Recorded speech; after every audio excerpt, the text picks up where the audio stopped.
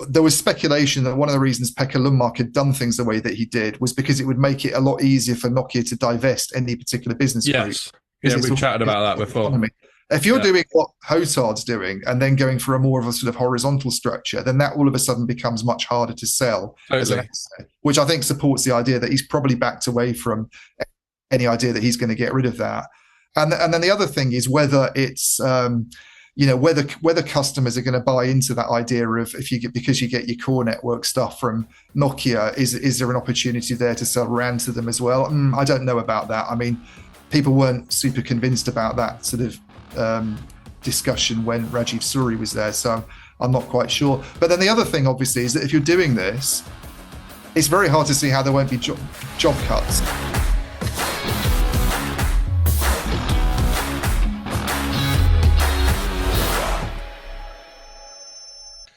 Hello and welcome to another Telecoms.com podcast. We've got to do this one remotely because Pierre's hanging out in France.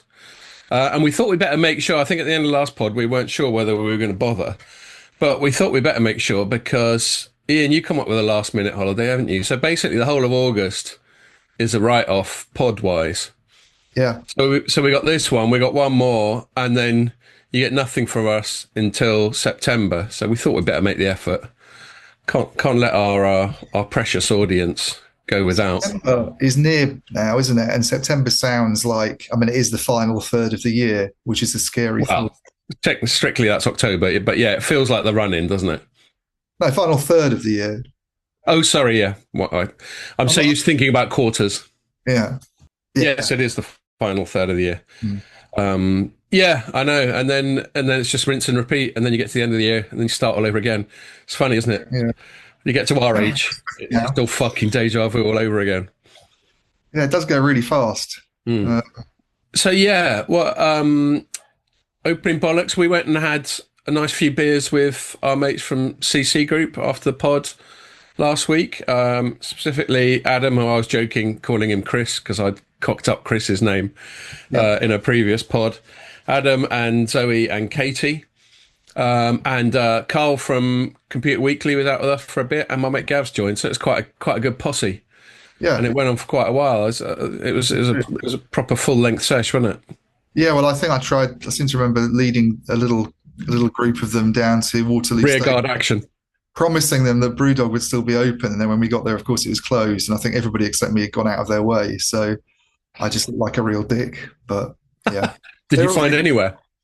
No, I think we gave up at that point, and to be honest, we probably all had enough anyway. So yeah, it was one of those silly things when you think, let's carry on because we've started, but it's never. Well, we both are very guilty of that, and I've lost count of the amount of times in the morning. I've still had a good laugh, but I've always thought, why couldn't I have knocked it on the head a little bit sooner? Yeah. But then I never do. No, you never will. Yeah, was it? I can't remember who I was chatting to, but they were telling me that we were out sometime, and like right at the end of the night, I was like, "Let's do some shots," and I was just like, "Oh fuck, did I really say that?" I don't think we did, but yeah, that's just a kind of silly compulsive. Problem with getting pissed is the more pissed you get, the more it seems like a great idea to drink. Yeah. Some people aren't like that. Some people, like my wife, for example, they can have one or two, and they go, "No, I'm pissed enough now. I'm going to revert back to water or not drinking anything at all." We don't have that, do we, Ian? I don't have that personality type, unfortunately. Otherwise, I'd be much richer. Yeah, much richer, healthier, and have better recall. So anyway, so that's that. But oh yeah, and we've got to give a shout out to the VMO2 dudes, haven't we? Yeah. They took us out for a drink on Tuesday, and so that was James, otherwise known as J Lush. I learnt. J Lush, yeah. Excellent. I love it. His full name's James Lusher, so J Lush to his mates and fans and groupies. And Luke and Adam, another Adam. Yeah. Not Chris. Chris. Yeah, Dave. And so that was good fun. We went out in King's Cross, and then we watched the end of the semi-final of the Women's World Cup or whatever it is. Is it World or European? I think it's European. Euros, I think. Yeah. Yeah. Where England got through. So hurrah. Yeah. And so yeah, I think that's Quite it as lucky, far I as shout. think, to be honest.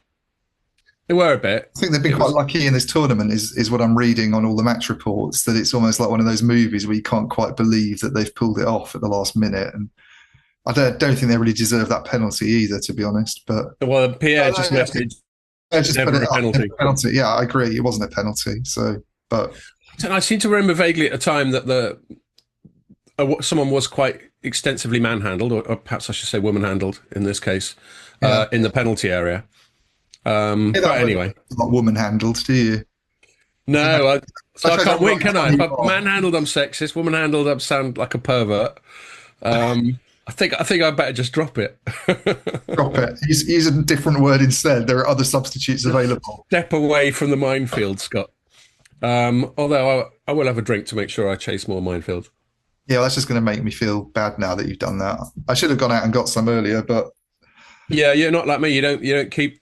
I've got an entire fridge dedicated to booze in my well, house. I did have two Staropramens until last night, but they went last night while I was sitting lazing around in the TV quite late. Took care of business. Yeah. Good stuff. Right. So, and we've got to wrap up in reasonably timely fashion because we're going to go and meet some mates from Nokia later on.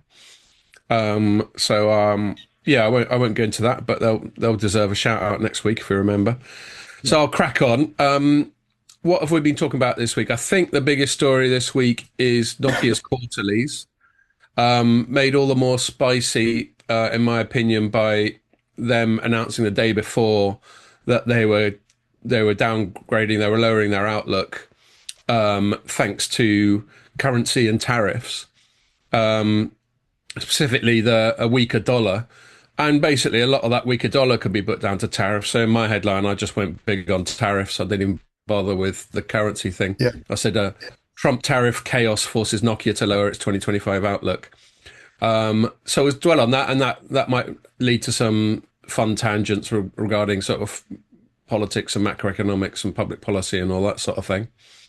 Then both of us this morning, there hasn't been a shitload to choose from this morning, has there?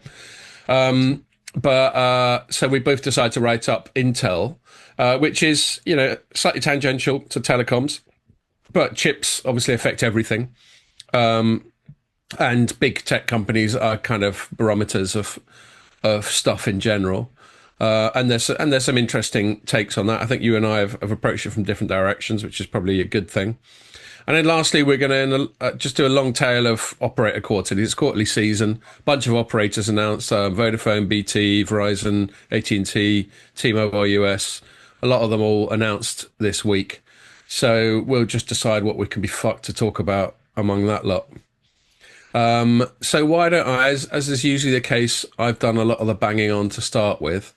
So why don't I pass the ball to you, Ian, and you give us your top line about Nokia this week? Yeah, so I think there were a couple of interesting things. As you say, a day before I think 2 days actually before they were due to publish their results, but quite late in the evening, they came out with a profit warning, basically. I don't know when you're supposed to. I don't know if there's some rule on issuing profit warnings at a certain time because it's. Well, technically, this isn't an outlook warning if it's any kind of warning.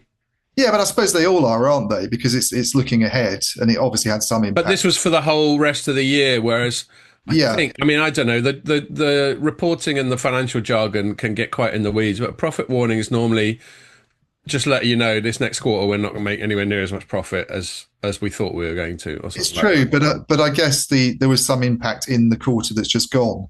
Yes, and that's true. And they're extrapolating it forward.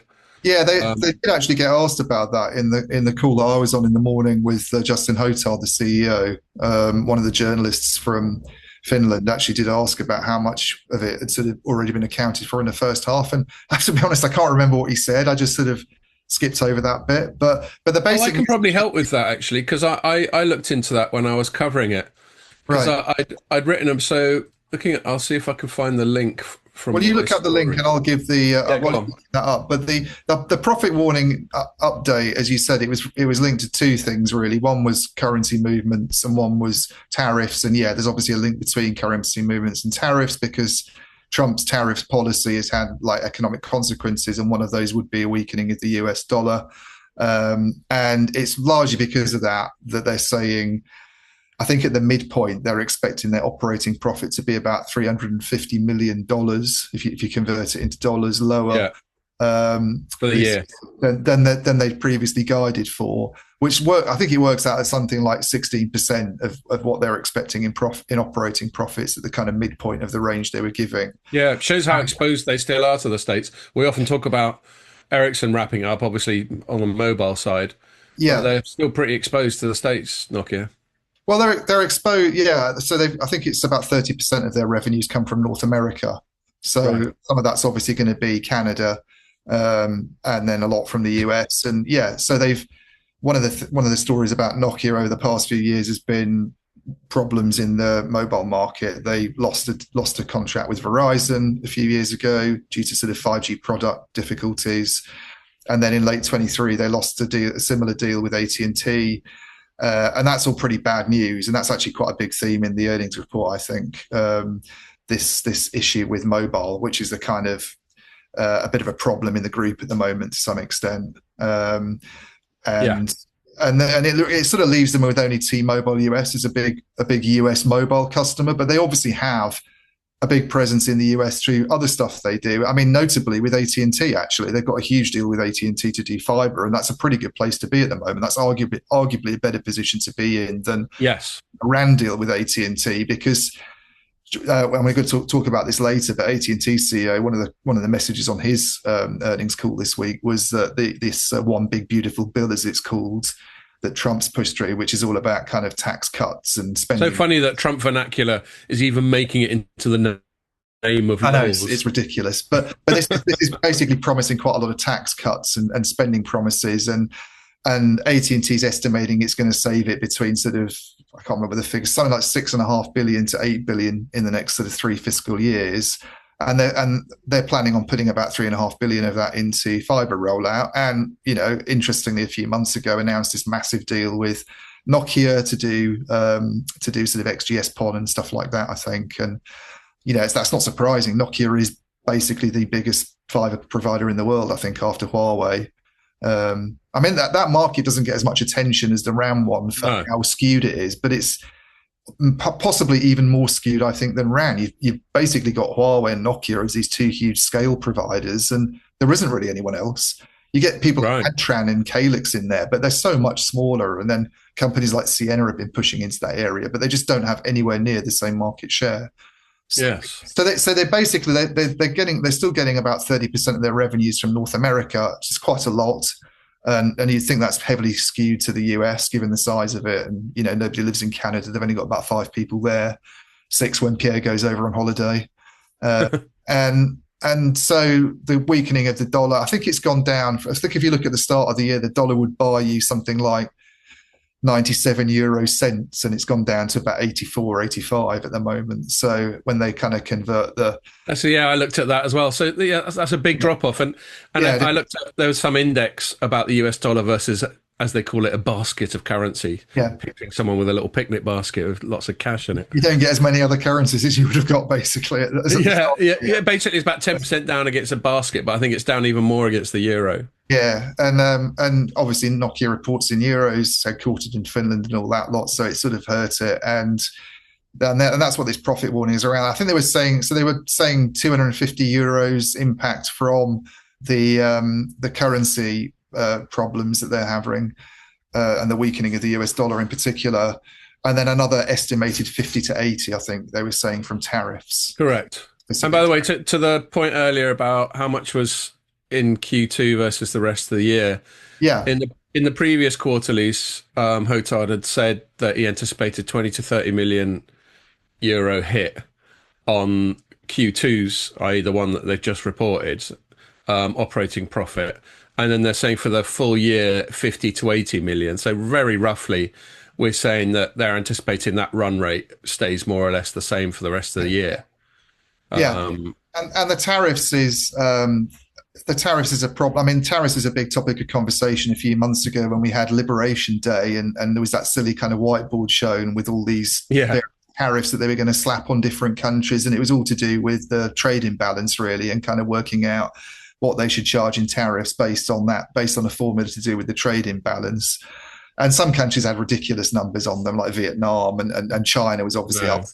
And he's sort of, rode back a bit from that recently, and then it still seems to be using it as a bit of a threat with certain countries. And I think even though the attention's not been on tariffs quite as much since then, and there's been a perception that they're not anywhere near as high as they would have been, they are still quite high on China and other countries where where it would affect Nokia. The reason it affects companies like Nokia and Ericsson as well, actually, is because even though they've both got manufacturing sites now in America and make a lot of stuff there, there are certain components that they have to get from other parts of the world. And China's been kind of wouldn't surprise anybody, but China's like still really important when it comes to things like printed circuit boards and these weird sort of passive elements, things that aren't semiconductors, but that you need in your kind of boxes. Yeah, stuff that the West can't be fucked to make anymore. Yeah, just bits of metal, nuts and bolts, things like that.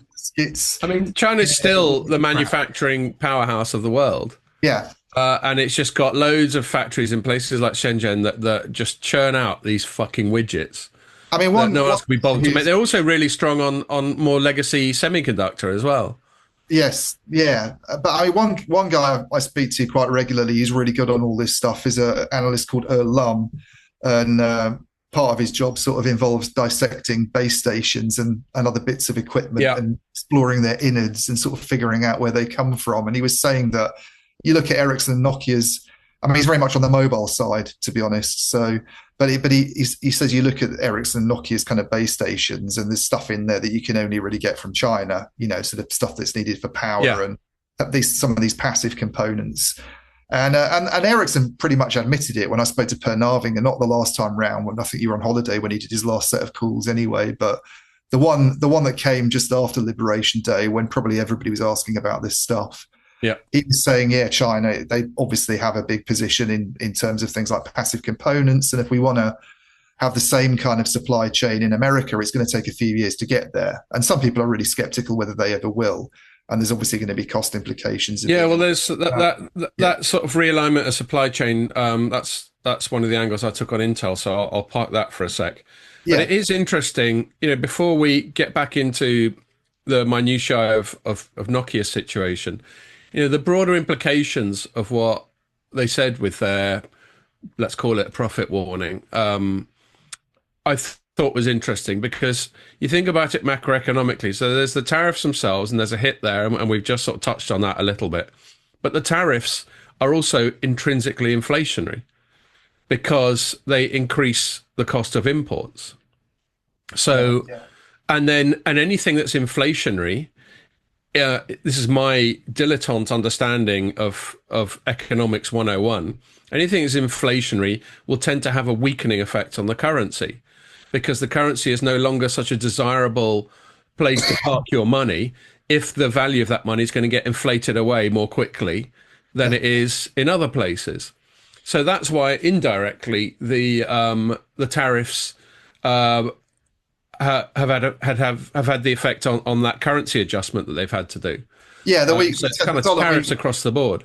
The dollar weakening, is definitely linked to the sort of economic policy. So there's linkage there. And then it's also linked to this big beautiful bill, which I mean, I don't know if you've tracked the sort of the falling out between Trump and Musk, which obviously was the most predictable thing ever. Two of the world's biggest egos we're never going to be able to be in the same room harmoniously for too long.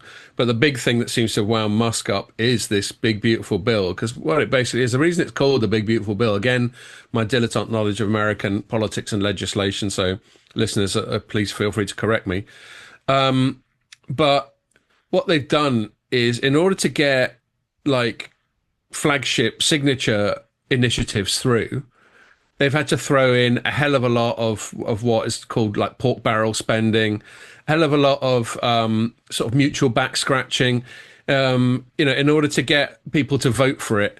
It's all incredibly transactional. Yeah, there's lots of politics. Yeah. And so in order to get the representative from Wyoming or whatever to sign it off, they have to throw in some some Yeah, special favors for Wyoming, and probably more specifically, I'm picking Wyoming at random, just as one of the more obscure states, and specifically someone who's probably contributed handsomely to that congressperson's election funds and all that sort of thing. So it's incredibly transactional. It's very horse trading. And so what you end up is with this massive bill that's got some good shit in it, but it's got a fuck of a lot of pork barrel spending, which just means spending on pet projects. And ultimately, has just got a hell of a lot, really increases the amount of public spending on the whole. And yeah. that's what Musk's been throwing his toys out the pram about. And that is the other thing that's also really inflationary. Yeah, so that's a good thing for Nokia in a lot of ways. The one Right. big bill. So obviously, or as with all economic policies, there are kind of good sides to them, there are bad sides to them. And one of the things that looks like it could be very good for Nokia, as I said, is this sort of tax benefits that you might see at big US companies like. So AT&T is very much in favor of it. They're basically saying it's going to save them a lot of money in tax savings over the next few years. And I think Verizon's focus is more to sort of focus on the free cash flow implications of that. But John Stankey, AT&T CEO, is saying we're going to put a lot more money into fiber rollout. There's this kind of fiber thing going on in the US at the moment that's a little bit like what we saw happening in Europe a few years ago. It's almost behind that area. Interestingly, everybody sort of goes, "Oh, the US way ahead in 5G, blah de blah de blah." But the perception, I think, is in fibre that a lot of the stuff that's happened already in places like the UK and certainly Southern Europe and Spain and those kind of really advanced fibre markets is now going ahead in the US. And this is like another $3.5 billion that AT&T is going to spend on fibre. So if you look at the minutiae of Nokia's latest earnings report, the bit that was the fastest growing, and this obviously just isn't linked to the one big beautiful bill because that's a recent thing, but that fiber enthusiasm in the US, I think, is propelling the fixed part of their network infrastructure unit. Everybody's obsessed with, and the big conversation recently has been optical and Ethernet, data center type connectivity products. They bought Infinera, stuff. this company called Infinera. Everybody's putting GPUs in data centers. You need connectivity within those data centers. You need connectivity between them. Nokia, especially with the Infinera acquisition, is now one of the preeminent players in that market. But actually, the fiber, the fixed line part of it, in terms of year-on-year growth, was bigger than growth in either optical or IP. And obviously, laying out, covering all of America with fiber is a pretty fucking major undertaking. Yeah, I mean, it's AT&T, massive company. They're looking to get from, I think Nokia, when it put out its September statement about the AT&T deal, said that homes passed by AT&T at that stage is about 27 million, and they're looking to get to about 50 or 60 million in the next few years. So, I mean, as a percentage of the US total, that's probably, not massive, but it's a lot more than you're looking at what's going on in the UK, clearly, where you can only really get to sort of 25, 30 million homes, and then you've done the whole kind of country. There's this huge kind of, untapped market that they need to get to. So it's a really good place for Nokia to be in. But to the point about tariffs and currency having an impact on their financials, I think the problem for Nokia, more so maybe than Ericsson here, is even though they're not as reliant on the US. So I think Ericsson's getting about 45% of its just from the US market. The issue for Nokia really is that they've really got a sort of cost, profitability problem at the moment. I think if you look at what came out in Q2, and I'm doing this off the top of my head, so I don't know if you've got the results up there, but I think Andrew covered them for us, so I haven't got them off the top of my head, but I've got his story up. Their reported sales were up 2%, I think, so about 4.5 billion. And I think there was a dip of 1% on a constant currency basis. So it's pretty flat on the sales front. But if you look at what's happened at the profitability level on a comparable basis, they're down about 29%, I think, net income. And you look at all the other sort of moving parts that you get before that bottom line, the sort of operating margin and the gross margin. And even at the divisions that have done quite well, like network infrastructure, there's kind of been a weakening of the margin there. I think network infrastructure has gone to less than 6%. I think its operating margin from quarterly operating profit was down 81%. Damn. Yeah. So and all that profit, by the way, is all coming as well very much from Nokia Technologies, which is the bit that does licenses essentially. So they kind of lean on all the cost work that the other divisions do, and then flog tech to, smartphone companies and this sort of thing. It's, Nokia has, Ericsson has an equivalent unit, but I think about 80% of Nokia's profit this time round was accounted for by Nokia Technologies. And you look at sort of the mobile bit, as I was saying, they've lost market share in North America because of this AT&T deal and what happened with Verizon a few years ago. And they had this situation last year, I think, actually, where the figures were inflated a bit by a settlement they did with AT&T. So it's always going to be a bad comparison anyway.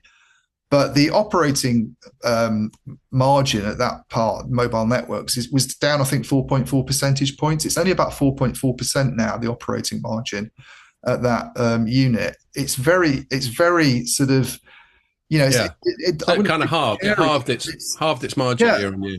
And it's a massive concern if you're then talking about cost pressures coming from tariffs and from currency movements and things like that. And you're only really just making a profit anyway. It's just a slightly sort of worrying position to be in. And I think that's probably one of the reasons why he's kind of backed away, I think. There was a lot of talk a few months ago about the sale of mobile networks. There's all this speculation that Nokia was going to sort of maybe just double down on data center and AI and all that kind of thing and get out of mobile. I think he's backed away from that. The comments by Justin Hotard recently, including on the call that I was on this week, are very much kind of reaffirming their commitment to it. And it would be it'd be a very dramatic. I mean, as tough as things are in that market, we don't know where it might be in a few years' time. And if you take Ericsson out of the picture, there really isn't anybody else now outside China. We've talked a lot about Open RAN players trying to come and establish alternatives. None of them have really got anywhere. Samsung's not doing brilliantly. You look at sort of market share figures that Omdia's put out recently, and they're not in a super position either. Nokia's got a much stronger set of 5G products than it had a few years ago when it had all those issues. And yet, despite all of that, they're still kind of struggling. But he doesn't want to get rid of it. It sounds like he's more kind of committed to mobile, I think, than he was. And he was talking about opportunities still to do, things like Huawei swaps in Europe, where it hasn't quite happened. There's been a lot of talk about countries like Germany kind of dragging their heels on getting high risk vendors out, and they haven't really done it. He sounded quite optimistic about some kind of changes going on at European Commission level that might facilitate that. He was talking about opportunities to grow market share in other parts of the world. I think one thing is people don't want Ericsson to be too powerful. That's going to be one concern for telcos. You don't want to end up in a situation where, at one point you were heavily reliant on Chinese vendors, and then all of a sudden you find that 90% of your stuff's coming from Ericsson. You want to keep that balance in the market at least. And people were worried a few years ago when Nokia was going through all these 5G product problems about, do we want to buy from them at all? I think that issue's completely receded, but he's still got this problem of cost. And so one of the things that I think got a bit overlooked in all the stuff about tariffs and exchange stuff this week was his plan for a kind of restructuring, which I found quite amusing, to be honest with you. Because if you think the days of Rajiv Suri, who was there before Pekka Lundmark, so he's not the previous CEO, but the one before that, there was a lot of talk about, and they just bought Alcatel-Lucent at the time in 2016, which took them into fixed and core and all this sort of thing. And Rajiv Suri's big thing was get rid of the silos, have a more kind of horizontal structure, and try and sell things on an end-to-end basis. So you probably remember that expression being bandied around quite a lot. And when Pekka Lundmark came in, one of the first things he did was to say to a bunch of reporters on a phone call, it's all very well talking about end-to-end, but that's not how customers buy products. What Justin Hotard has come in and done is basically, to me, it looked like, I kind of joked about this, I think, in my write-up, was almost go back to what Rajiv Suri was doing. So he's talking about taking a lot of these functions like legal and comms and HR and some accounts and bits that had actually been put within individual business groups to give them a lot more autonomy are now being taken out and putting back into some kind of central structure, essentially. And, he was saying we need to, when we approach customers, we need to do it more as like a unified company that has a full portfolio of products. We need to get rid of silos. So he's almost taking it back to the days, hence my headline, to the days where it was under Rajiv. So now, by the way, I'm not saying that either Rajiv Suri's strategy or Pekka Lundmark's strategy was right or wrong. I just find it interesting that he's thinking of moving it back to that, because I think there's a couple of implications. One is when you look at a sale of mobile networks, there was speculation that one of the reasons Pekka Lundmark had done things the way that he did was because it would make it a lot easier for Nokia to divest any particular business group. Yes. Yeah, we've chatted about that before. Economy. If you're doing what Hotard's doing and then going for a more of a sort of horizontal structure, then that all of a sudden becomes much harder to sell as an asset, which I think supports the idea that he's probably backed away from any idea that he's going to get rid of that. And then the other thing is whether it's whether customers are going to buy into that idea of because you get your core network stuff from Nokia, is there an opportunity there to sell RAN to them as well?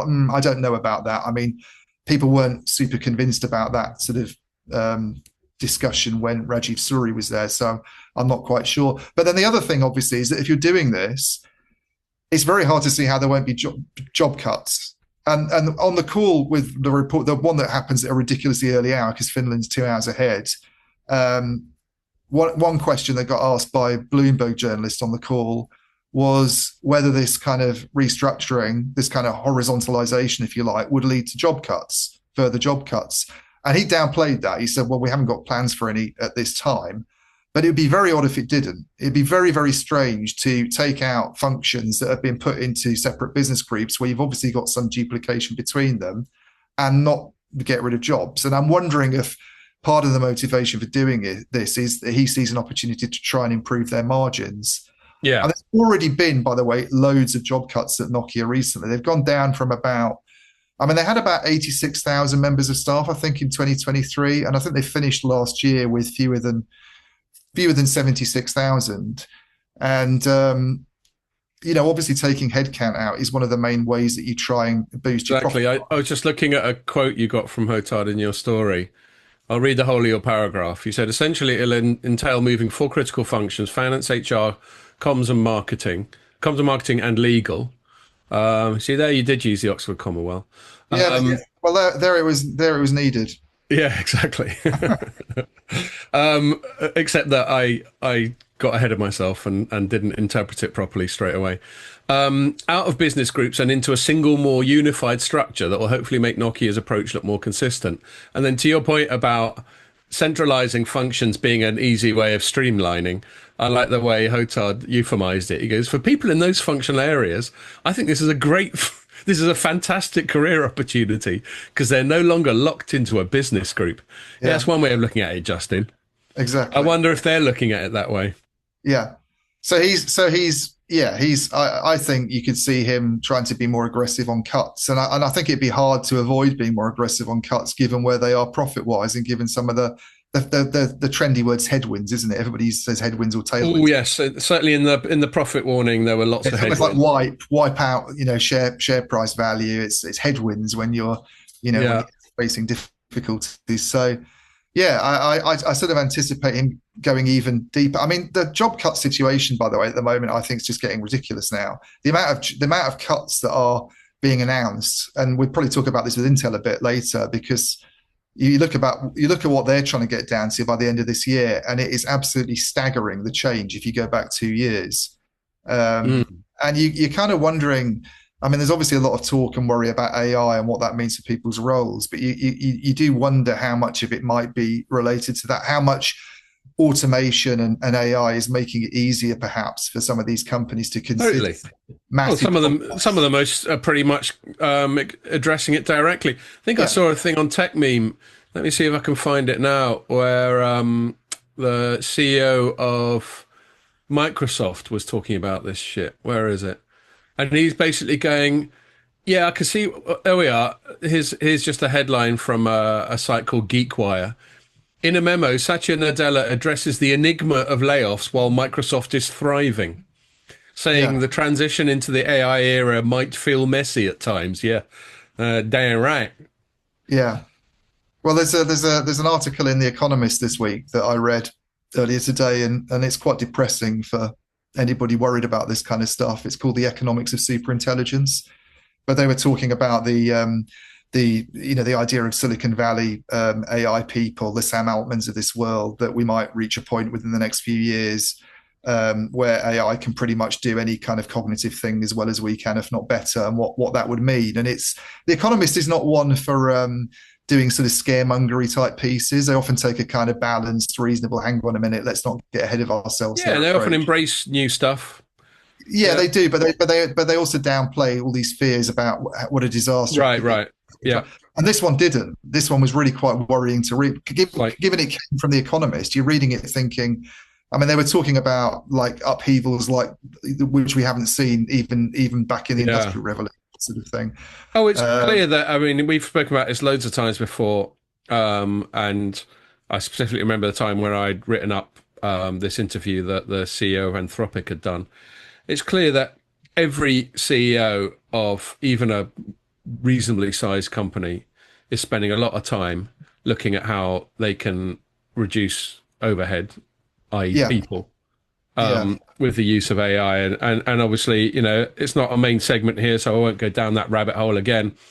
But we recently spoke about what that means when everything's automated to fuck. There's no redundancy, who's making decisions, all that sort of thing. But I don't think that's the way CEOs are looking at it, because they just look at their quarterly and their annual bottom lines, and they go, well, hold on a sec.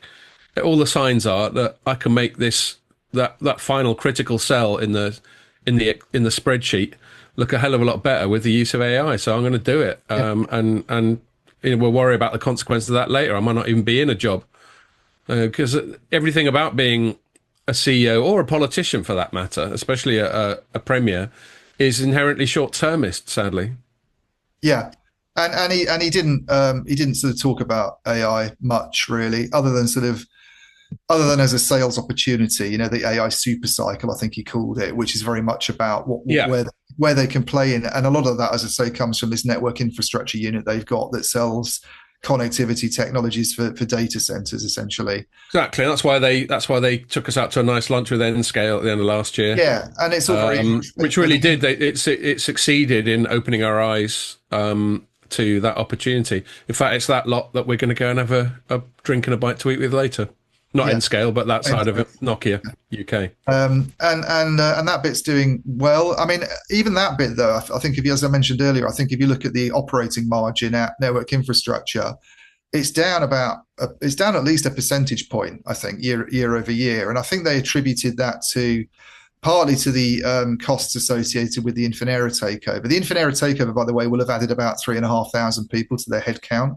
Right. So if they're at roughly 76,000 in late 2024, then you can imagine that sort of boosting it up to 70, 79 or whatever ish. But it's there's obviously some overlap there that can be addressed. I mean, that's a reason maybe to expect some, I hate the word, but synergies Yeah. the rest of this year and next year. That's an area that he's probably going to be looking at and thinking I can take some cost out there. But they'd also said that they wanted to spend more on research and development in network infrastructure and optical specifically, because there's an opportunity to go for market share. But it isn't very profitable. You think about what they're making in operating profits, and you compare it to a company like Nvidia with its gross margins of 75% or whatever. Yeah. And it's just a staggering difference. And it shows to me, the whole Open RAN thing and the whole thing about vendor diversity and trying to one of it was about getting costs down, wasn't it? And paying less for your products. The idea, if you introduce competition into the market, you can drive down the cost of your network equipment. Now, I get why telcos want to do that, because they've got sort of cost problems of their own. But the vendors that serve them, the big vendors, are just not that. I mean, and as I say, especially Nokia, Ericsson may be in a slightly different position, but Nokia is not in a brilliant situation on profitability at the moment. And he's going to be looking at that and thinking that's got to be one of his Yeah. main jobs, really, is to try and do something about that. And that, by the way, I think Pierre mentioned this before we came on, but their share price has done pretty badly since Justin Hotar took over. I think it's down about 24% since he took his job on April the 1st, which is not the start he would have wanted.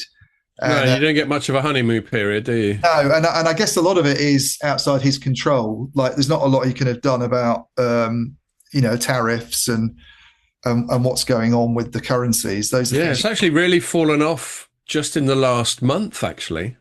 Yeah, That's interesting. I mean, I've been away for half but of it it. went down a lot this week. It went It down a went lot. down a lot this week, but then I suppose there's been a double drop um, this week from first the profit announcement and then the quarterlies themselves.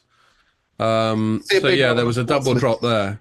It seemed like most of it was baked in. There wasn't really anything that they came out with, I thought, on the quarterlies that would necessarily spook investors. No, you're right. It was mainly that one, but the whole year to date, well, actually, if you just look at the last month, it's down 16% in the last month. Yeah. So a big chunk of that will have been this week. This week it was down But 9.5%, but it's not like there isn't a trend there as well. the problem for these companies, I think, is you talk about the US market and how big it is for Ericsson in particular, but also for Nokia with its kind of fixed line activities. And obviously, it's still got a big role with T-Mobile in the radio access network. And everybody seems to want to be in the US market because it's huge. And we talked about this on the last pod. There's a perception that you make more money there. It's more profitable. You can Yeah, sort of sell at higher prices, and their profit margins always improve when they win US deals, it seems, and they always suffer when the mix shift has gone to somewhere like India, for instance. Um, and yet, you've got all these factors now going on in the US that make it look a lot less attractive, like tariffs and like this currency situation. So what you were generating in US sales, a few months ago, isn't as good as what you're generating yeah, now because of this currency change. And yet, if you go anywhere else, um, it's kind of bad for different reasons. Europeans don't seem to spend money on network equipment. I mean, I think it's been a bit better recently than it was last year. I think there's been some kind of pickup if you look at both Ericsson and Nokia, but they're always perceived to be lagging, the big Asian firms and the big North American yeah. firms. And there's this kind of feeling that it needs to consolidate, and that would put, fewer operators in a better position maybe to go off on a bit of a network splurge. And then you Yeah, look well, at if yeah, you'll indulge a bit of a tangent for me, yeah, you look at the sort of doldrums that a lot of Western economies are in, and a lot of it, I think, can be just traced down to enormous public spending. This is very much more of a sort of political point I'm making, and here am I, as is well covered, the more small state, let's say, fair guy.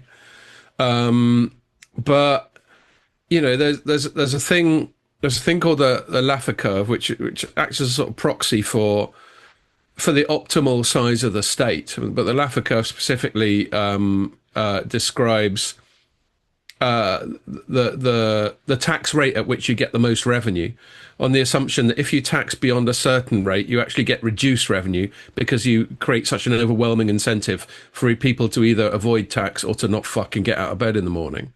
So if there's a 100% tax rate, as we discovered throughout the 20th century with communist countries, you end up with incredibly low productivity, incredibly low GDP per capita, and all that sort of thing. So, and obviously, if there's zero tax rate, you got zero revenue. So, if you picture it as a bell curve, there's some kind of optimal state in the middle, which is probably some tax rate all in of somewhere around 30 or 40%. Anyway, but then if you take that as a proxy for the size of the state on the whole, and again, you look at the communist countries of the 20th century, there has to be an optimal size of the state beyond which it starts to become an active drag on the economy, an active drag on its own revenues, a drag on economic activity, because you've got regulatory hurdles, you've got excessive taxation, you've got labor laws which disincentivize hiring and risk taking and all that sort of thing. And my feeling is certainly in Western Europe, and I suspect to some extent in the US, but to a lesser extent, because the US is intrinsically more entrepreneurial anyway than Western Europe, that the size of the state, and this big beautiful bill is emblematic of that. The size of the state is acting as a drag. Now a big big competing economy, China, they've got their own, obviously their own problems with the state, which is it's authoritarian and overbearing. And if you piss off Xi Jinping, you can kiss your ass goodbye, or at least go on a nice long holiday, like the head of Alibaba found out. Yeah. But but yeah, I think that's a lot of what's dragging us down. In Europe, the EU never seems to have an answer to this because the EU is in itself a massive bureaucracy, and bureaucracies tend to be self-reinforcing. But yeah, those are other things that are acting as a drag, and the tangent you were talking about, it was like general economic activity. I do think that's one of the reasons. Anyway, tangent over. It is, but no, and I agree. But I think the fragmented nature of Europe, and even if whatever your position is about the European Union, it is basically a collection of countries. It still isn't a big country with a single government and with a few big operators trying to do certain things. And Yeah, and yet it's home to the two big network equipment vendors of the West. So they have to rely on other parts of the world really for those kind of really juicy, lucrative deals. And there was a right. time before sort of Trump waded in back in 2016 or whenever it was, first time around. Yeah, that was 2016. Yeah, and I mean, I'm not saying things are all kind of hunky dory and there wasn't any of the stuff that's going on now, but there was a time when things were cozier with China. I mean, there was more of an opportunity there for companies like Ericsson and Nokia than there is today. I think they both had a not insignificant market share actually in mobile. Yeah, and it's a massive market. And it's a massive market. So even if you've only got, I think Ericsson at one time was talking about having about 12%, or certainly aiming for 12%, and that would only be a bit of an increase on what it had. I mean, it would be nowhere near that now because China's sort of retaliated against a lot of the stuff that's going on, in the West, as you'd expect it to, by squeezing Ericsson and Nokia out of this hugely lucrative and big market. And therefore, well, I don't know how lucrative it is, but certainly it's a big place to be selling base stations and stuff because there's like loads of them. And once you don't have China available to you anymore, and once the US has got all these problems, and once Europe's kind of just being Europe and being sluggish and having all the sort of issues that you just referred to, it's like there aren't that many other kind of attractive markets like this. I noticed Echo on his call, Boria Echo, and the Ericsson CEO was asked about where he's expecting market share growth and opportunities to come from in future. And I think we talked about this actually, but he sort of highlighted these important countries for him to be in. And there's only a fairly short list. Actually, the UK was on it, interestingly. The UK was one of those countries, because I suppose we're now out of the EU. We kind of do what we want, and we're quite a big economy still, even though we've got problems and we never seem to grow. Yeah, fifth biggest in the world, something like that. Yeah. And then you look elsewhere. Well, there's India, which is huge, but unfortunately, India, which went off on this kind of 5G tear a year or so ago, has now slowed down. I think the other problem with India actually is that they seem very determined to have their own homegrown vendors. You get companies like Reliance Jio that's increasingly doing the technology that it uses. It's actually developing its own core network software. It's building its own RAN products, which has got to be a worry for the Western vendors that are kind of pitching to Indian players and seeing that as a massive market. And then you've got Japan is one of the other ones that was on Ecom's list. But again, you've got Rakuten in Japan. You've got NEC. You've got Fujitsu. You've got this kind of small ecosystem of companies that are trying to be significant and compete against Ericsson and Nokia. So it's a really awkward moment for the Nordic vendors, I think, at the moment, both of them, in terms of the future just holds a lot of worries for them. I think there are a lot of headwinds. A lot of headwinds. There are a few tailwinds.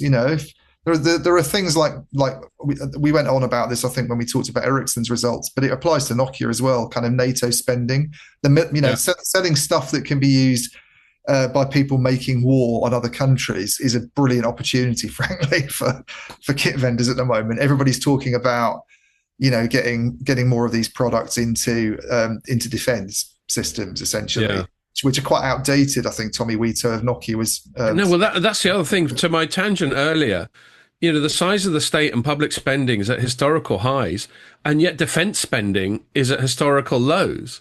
Yeah. So countries like European countries are going to have to be even more in debt.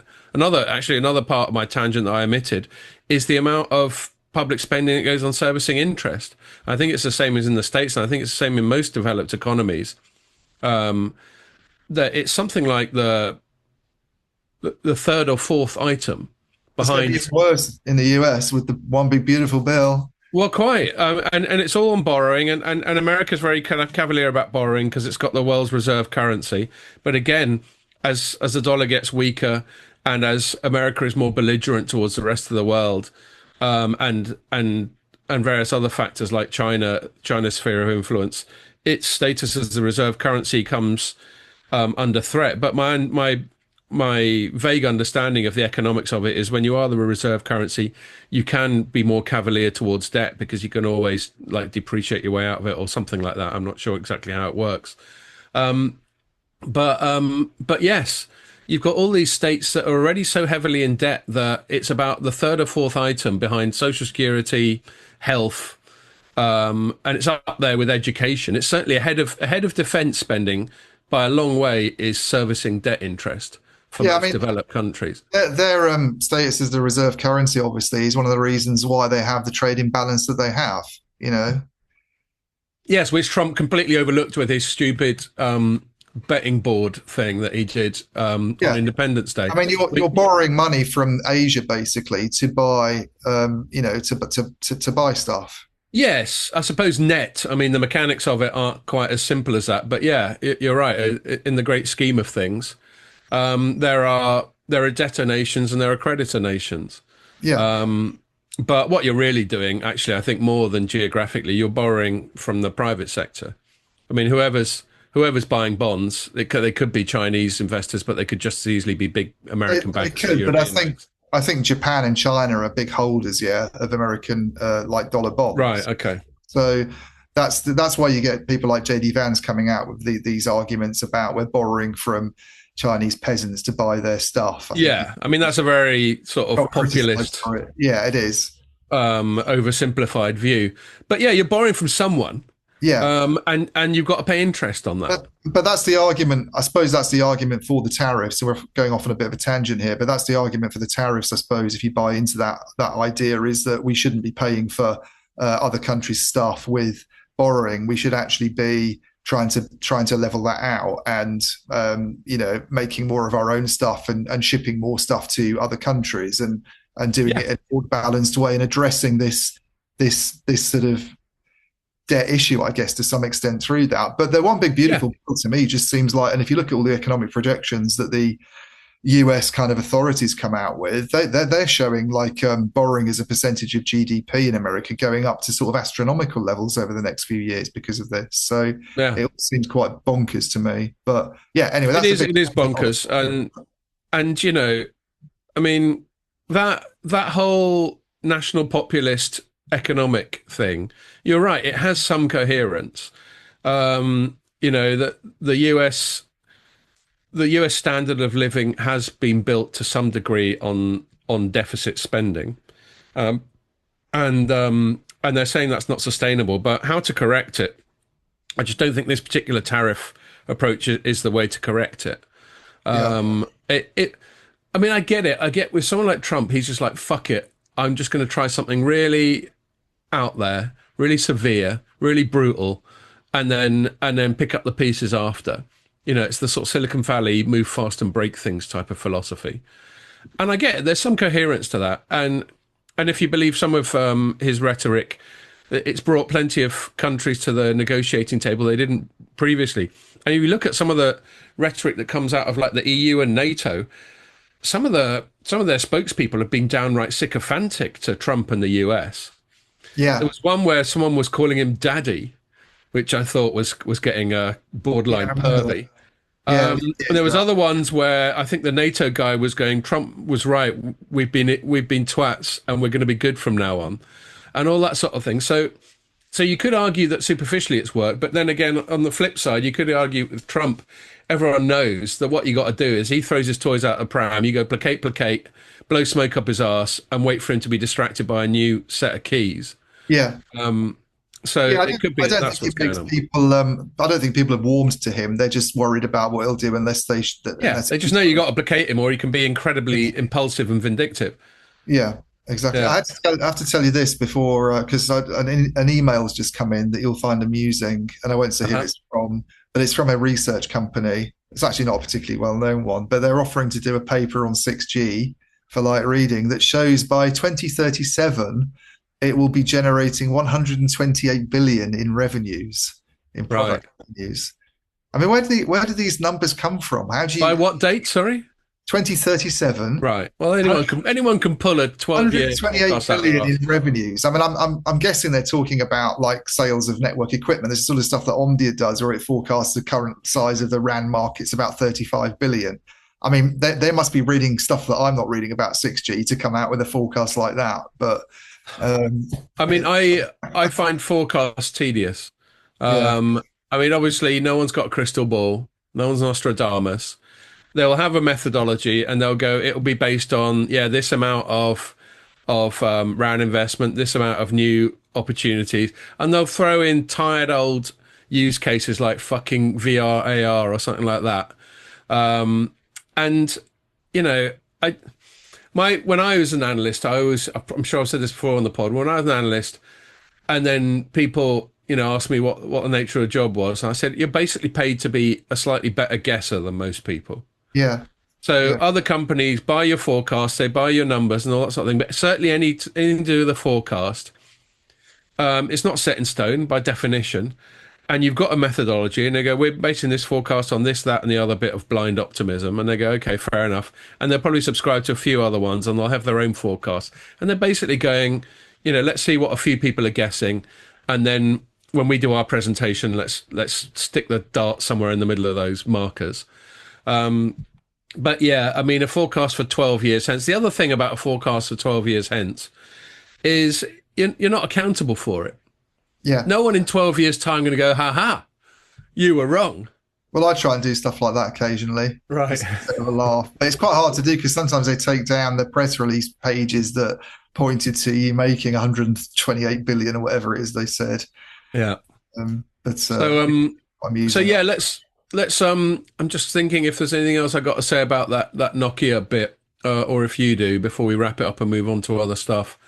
Uh, Um, I Not think really. I mean, I think it's. I mean, my thoughts are. I think their big issue at the moment is really mobile. I think yeah, that's still the concern, and that's I been the think case for a little while. it's been the case for a little while. And you almost feel sorry for them because I think the people in mobile who are sort of running it, I think have done a pretty good job of getting it back on its feet product wise. And even analysts who've been quite skeptical up to this point about Nokia's product competitiveness, like Lum, who mentioned a little while ago, are saying that they're looking like they're sort of back on track. Was one of the last things he said to me. And yet they're still in this situation where because the market's just declined so much and they've already lost these deals to Ericsson and Samsung in North America, that it's just barely profitable and the sales comparisons aren't good. And you kind of, I don't know, it just makes you kind of a bit nervous about it because they're the only other one, really. You Yeah. take Ericsson out and that's it. Well, I think maybe one other take on your observation about Hotard sort of reheating this Suri era, let's sell it all as one great big comms extravaganza type of thing. I think it's interesting when you look at Nokia's evolution over the years. So I've been covering them when I used to cover them mainly as a handset company, and then they sort of created four bits, only two of which still exist. The handset they sold to Microsoft, and Microsoft ended up writing off the full value of that. So well done, Microsoft. Well done, Nokia. More to the point, they were like, "Fucking hell, we dodged a bullet there." And then there was a great big sat navy bit, which was from a mega M&A they did of a company called Navtech, which they ended up flogging off to some consortium of German car people or something like that. Yeah. And then there's the intellectual property sort of patent troll bit, which is still going. And then there's the networks, and they used to be Nokia Siemens networks, and they bought out Siemens from that bit, and then that was just mobile. And then you had the big Alcatel Lucent merger, which as all mega M&A does, sort of distracted them for a bit. And I think for quite a long time, you and I both were wondering whether that had gone well at all. But now, if you look at their evolution over that time, I mean, it's basically the Alcatel Lucent bit that's doing the best, isn't it? Yeah, Apart from I the think patent one, I think that deal, licensing. that big deal, which is like the last really big M&A, I think, that we've seen in the network space. I mean, yeah, you talk about things like Infinera getting bought by Nokia, but it's not the same thing, really. You were talking No. about two giant vendors coming together then. It's the last big M&A I think we saw, 2016, I think, start of 2016. And the bits that the bit that's had problems as a result of that is mobile. I think people talk a lot about the product problems they had in 5G in Yeah, the yeah. and we could go into the chips detail about having trouble with some of Intel's stuff and falling back on More on Intel in a sec. chips. Yeah, and yeah, that's all true. But there was a distraction. I think the last CFO, I can't remember his name off the top of my head, but I used to have, in the same way that we get offered a slot with Per Narvinger on Ericsson's calls, there was a time when Nokia, I wouldn't join a call with the CEO in the morning, but I'd get offered a sort of one-to-one with the CFO. Yeah. And I think at the time, this is sort of going back to 2019, 2020, he was saying, yeah, the Alcatel-Lucent sort of distracted us on the mobile side. And I think the problem was you're bringing together two things that it's working out the overlap, yeah? What do you keep, what do you take out? How do you integrate these two different things? They've got different ways of doing things. They've got different cultures. They've got different technologies that might not be compatible, different sets of software. It's quite a hard thing to do. And that's the bit that it's kind of upset, I think, is the mobile. In terms of the going into fixed and core, yeah, I mean, brilliant move. I mean, I have to say, I think looking back on it now, everybody's a bit downbeat about Rajiv Suri because he ended his time at Nokia, as CEOs often do, on a bit of a low. Yeah. He did. Well, he presided over the chip. He did. He was there when all these product issues to do with 5G were becoming apparent, and they were losing market share, and they were getting turfed out of Verizon's network, and they didn't do it. They didn't pick anything up in China initially when Ericsson did, and all this sort of thing. And he took a lot of flack for that, and maybe bore some ultimate management responsibility for kind of taking his eye off the ball. I don't know, but a lot of people forget that he's the guy who bought Alcatel-Lucent. I'm pretty sure it was Suri who was CEO at the time when that deal went through. And that to me, actually, now that they are sort of back on track with mobile, and all right, they're not in the market position they'd want to be. They'd want to be bigger and they'd want the market to be growing. But I think it's hard to imagine them if that deal had not happened. In a way, it was in retrospect, it kind of looks like a move they've now kind of handled quite well. You'd say. I mean, it may be a similar way BT's move for EE. It's hard to imagine BT without EE these days, isn't it? It was non-mobile in 2015. Remember that? And I think it's similar that Gavin Patterson was the person who did that. And yet you only remember Gavin Patterson these days he had beautiful hair and went around with his chest half undone, and that's it. I knew he spent too much time on football, but people he actually bought EE. Well, I'll tell you another funny thing that makes me think of more broadly in the industry, and then I'll move it on. Is Alcatel-Lucent, it didn't necessarily look like a great move, especially with the rationale that we can sell people the full Monty of fixed and mobile in one package, and then they went, oh shit, turns out that's not what they want. Yeah, talk about failure of due diligence.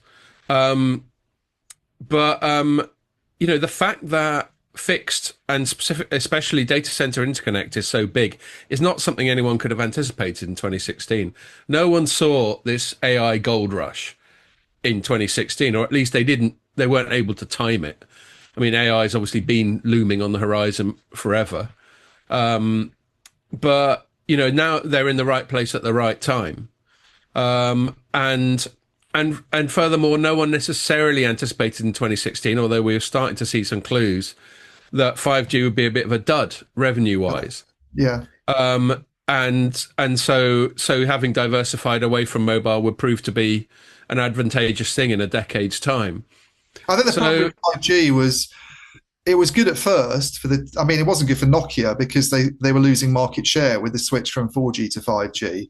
But it was good for sort of Huawei and in the markets it was allowed to be in. It wasn't being turfed out of itself. And Ericsson at first. Oh yeah, turn of the decade. It was great. But it didn't last very long because there's a very quick realization that there was no wedge in it. That they weren't making any extra money out of it. And some of these promised use cases, and I think part of this to do with this whole non-standalone, standalone malarkey. Yeah, that didn't help.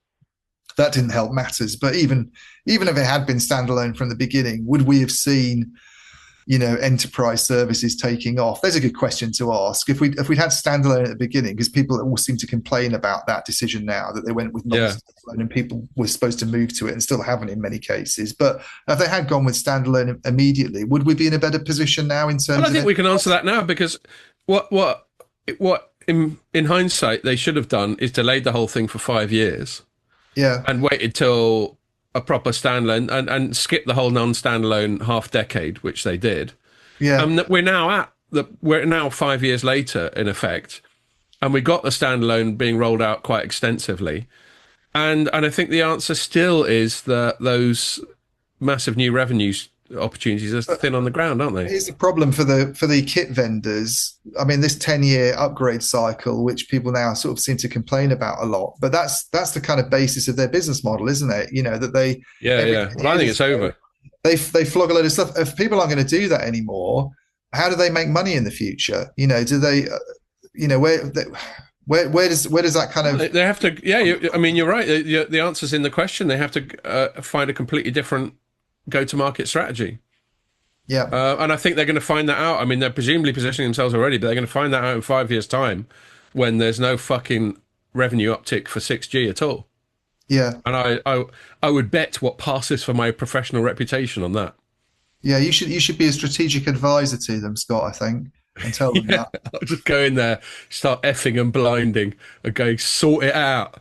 No, I think it's a good point though, and there will be people who get paid to come in and talk about this sort of stuff, but they do sort of really need to rethink their business models, don't they? And I know there's been some talk of Yeah, that by Boy Ecom saying we're becoming more of a software company, and you aren't going to see these hardware replacements. And they're trying to do things, obviously, like we've mocked this quite a lot, the whole APIs, yeah, network exposure yeah. They're stuff. giving it a go.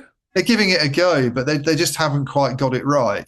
But evidently they can't afford to depend on this every few years a new G comes along and you flog a load of No, hardware it's not going to model. happen. Totally. Before I move on to bring up Intel as a segment, there's a couple of other people I meant to give a shout out to in the opening bollocks bit.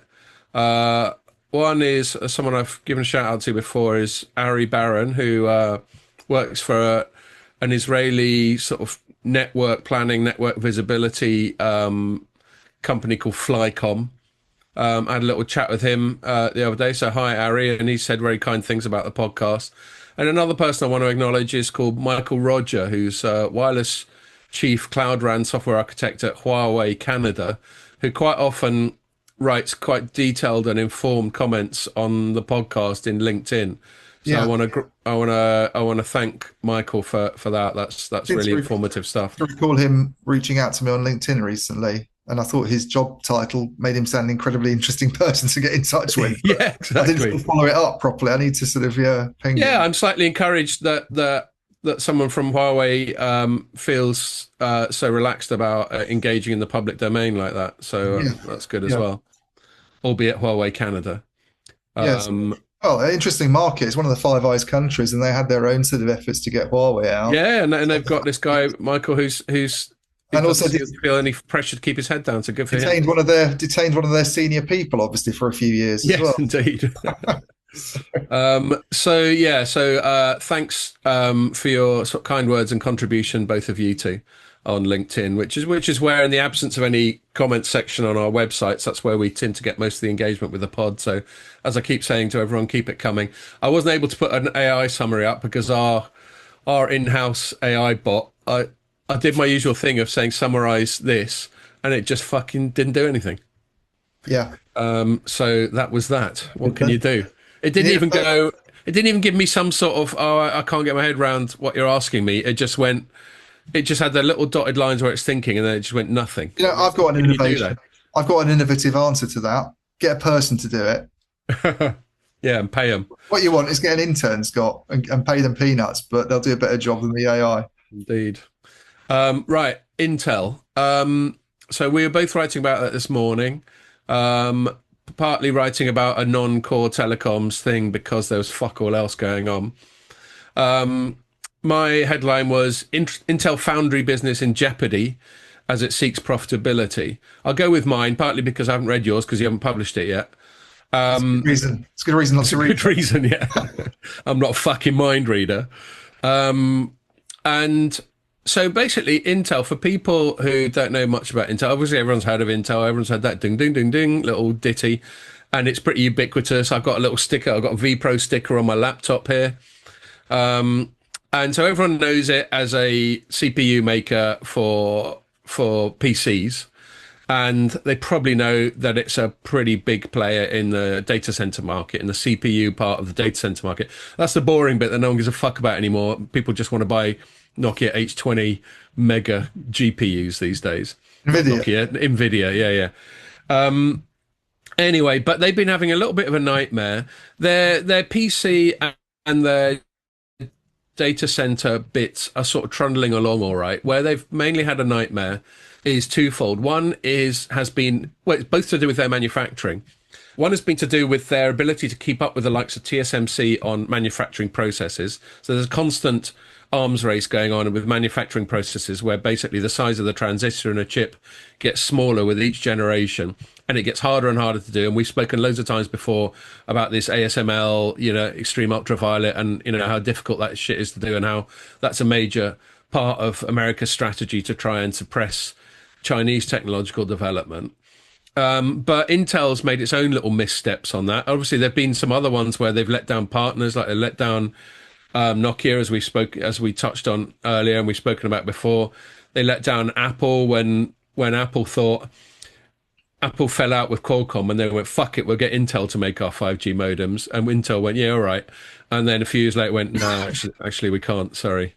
So on the manufacturing side, on the branding side, they're still fine.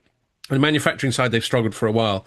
And then they had a new CEO a few years ago whose bright idea was to really expand the foundry side of the business. Now, Intel is traditionally, it's been one of the few chip makers that actually makes its own chips. People like Qualcomm, and then more and the newer players into the chip market like Apple or whatever will and Nvidia for that matter will turn to third party specialist chip manufacturers, otherwise known as foundries, of which TSMC, TSMC.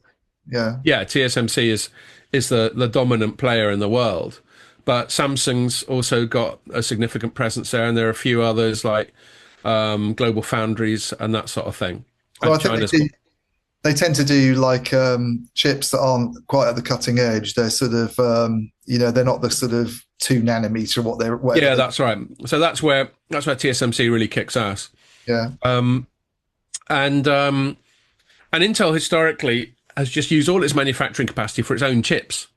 So it's basically been a manufacturing company. And the reason it's thrown money at branding exercises like that Intel Inside thing is because it's spun up all this enormous manufacturing capacity. It's churning out shitloads. It's like any manufacturing paradigm. Once you've done the initial capex to create the plant and all that sort of thing, then it's kind of pure profit. But then in order to make profit, you've got to try and operate at maximum capacity the whole time. And you've got to try and flog as much of the stuff that you produce at maximum capacity the whole time. And when Intel was at its heyday, it could use all its manufacturing capacity to produce chips because people were buying laptops and PCs and servers like crazy. But those times are gone. And now its manufacturing capacity, it has more capacity than it needs just for making Intel chips. So this guy, Pat Gelsinger's bright idea was to really expand a foundry operation, which it hadn't done historically, and start being a contract manufacturer in a similar way that TSMC I is. think I think there was some sort of goading by regulatory authorities as well, or political authorities. Oh, definitely. Well, that's a big part of the story from my point of view. Yeah.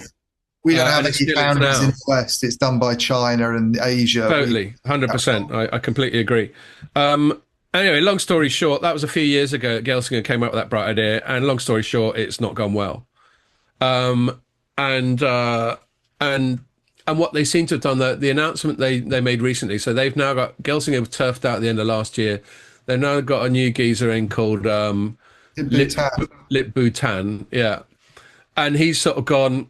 He published an email that he'd sent to all Intel employees, basically going, "We've been building loads of capacity without any guarantee that it'll be used." Which, reading between lines, he's going, "I think is fucking stupid." So from now on, We're only going to build if we've got a guaranteed demand for that capacity. And so what he's basically doing is calling out for prospective customers to show their hand, because otherwise Intel's just not going to do it. No more of this build it and they will come thing. Yeah, well, I thought it was interesting on the earnings call. David Zinsner, who's the CFO, made some comment about their 18A process, which is the one they're trying to get. Yes. That's the sort of 2 nanometer stuff, basically. But he said something like it's not entirely clear whether we'll have external customers for that. Yeah. Which, that it might just be an Intel used. Yeah, well, I think they're struggling to get external customers full stop. Yeah. And this 18A, as you say, which I think stands for 1.8 nanometers, to call it 2, Yeah. 2 to its mates, is yeah. I mean, that seems to be going all right. But as you say, that they're having some problems. Even that's been delayed. And, yes, fair enough. Fair enough. I mean, they always seem to have delays. Intel. This seems to be a regular theme when they're trying. Well, that's kind of what I was referring to earlier with their manufacturing problems. That's been dogging them for years now. Yeah. And you can't afford delays when you've got someone like TSMC that seems to execute flawlessly all the time. Yeah. So that's one of the big reasons why I haven't got any customers. Customers are going, well, why should we go with you when there's much less risk attached to TSMC? So there was some decisions taken to pull back from some of the foundry stuff they're doing in some parts of the world. Totally, especially in Central Europe. Yeah. But there was a story we'd written a year or two ago where Intel had got into a deal with Germany to spend like 30 billion on a fab in Germany, how much of which was going to be like taxpayer money, you never know. But whenever those announcements come, there's some public wedge flying around. Yeah. And now they've pulled out of that, which is obviously a bit of which is going to be gutting for the Germans as well. Do you reckon they have to buy them compensation beers or something as part of the agreement they signed? God knows how you pull out of a 30 billion commitment. You can't just go, yeah, sorry, mate. Some shit's come up. Some shit's come up. I'll have to get back to you on that. So yes, I don't know how that works, but that's a big announcement. And there's also they're talking about slowing down some big Ohio thing or somewhere beginning with O anyway.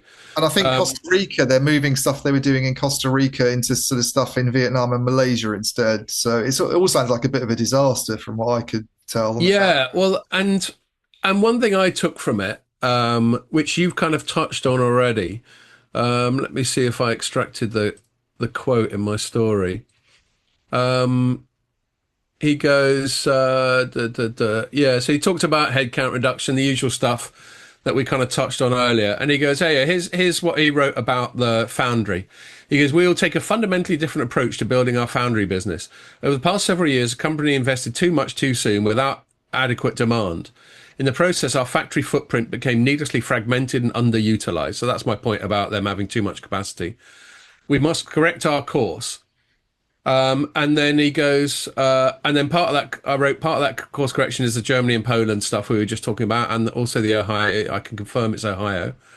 And then, and then he addressed these nodes. And I thought there was an interesting bit here. He goes, the Intel 18A and 18AP, I don't know what the P significance is, are critical nodes for Intel products and will drive meaningful wafer volumes well into the next decade, starting with Panther Lake later this year. That they always give their chips code names with a lake in it.